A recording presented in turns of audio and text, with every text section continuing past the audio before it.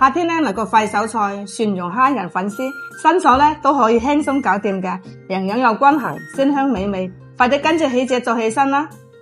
喜姐今日整咩靚餸啊？嗱，今日天氣好熱啊，唔認住咁多餸咧，就來一鑊蒜蓉西瓜煮蝦，咁煮出嚟好味噶。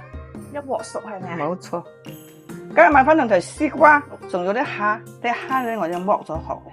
凍咗之後咧就容易剝啲嘅，我今日趕時間就未凍，就慢慢搣啦。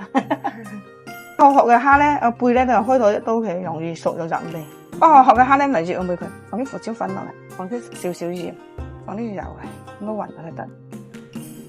嗱，買西瓜翻嚟咧，你就買攞落嚟咧搖佢，好軟嘅，就冇買落去熬佢硬崩崩嗰啲咧就好老噶啦。啊，刨滾陣啲西瓜咧就滾刀切就得啦。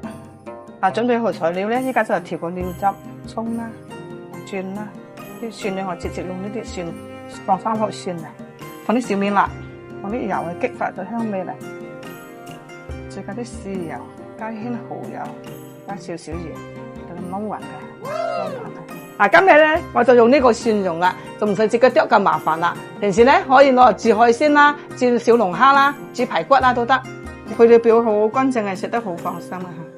嗱，做呢個菜咧超簡單嘅，唔使食油煙。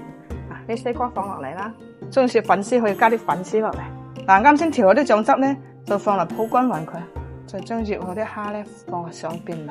啲蝦咧有底味嘅，就唔使加咁多鹽。嗱，啲粉絲咧比較縮水嘅，可加半碗水嚟。嗱，冚蓋住佢5分鐘就得啦。開飯啦！哇，你睇下煮呢碟餸，營養均衡又好味，超正啊！